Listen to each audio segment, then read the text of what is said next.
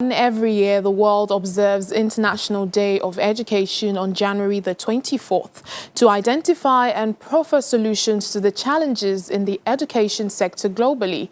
Now, with the coronavirus pandemic since last year, the challenge with education globally has widened as 265 million children and adolescents around the world lack complete access to school, and 4 million children and youth refugees remain out of school. Well, joining us now on the program to speak to the gaps in sub-Saharan Africa education sector is Howard Douglas, a director at a UK-based community interest company, WRBLO. Thank you so much for joining us on Network Africa. Thank you for having me. Now, let me begin by asking, what's your understanding of the state of education today in Africa, the severe impacts of COVID-19, and how urgent is this call for action? Okay, so from what I've physically seen, the state of education, particularly for the poor in Africa, is frankly dismal, and for the most part, not, in my opinion, fit for purpose. That is even before we consider the impact of COVID-19. Year by year, World Education Day is celebrated, and rightly so for some, as we can see and appreciate the modernization and the measurable progress of various African economies, but not so for the poor, for orphans or unwanted children who are being increasingly neglected and left behind.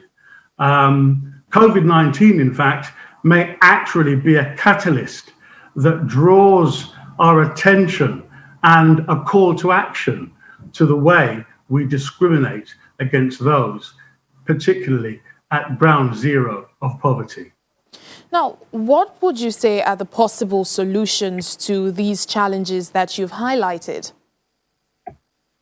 Well, we cannot expect to see the exponentially positive change that Africa is bursting to reveal unless we adopt an Africa-centered, innovative, inclusive, and productive model of education. That model needs to rival the tired, conventional post-colonial systems that Africa has inherited. WRBLO is developing a holistic curriculum to be delivered through smart, safe, innovative hubs. And these hubs will be designed to produce revenue.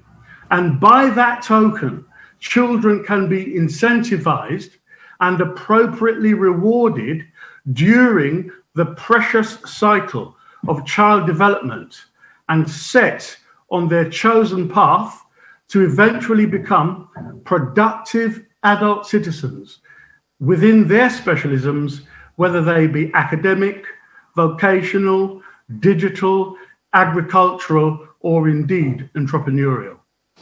All right, then, so much to discuss, but we'll have to just keep it there. Thank you so much, Howard Douglas, director at the UK-based community interest company, WRBLO. Thank you for joining us on the program.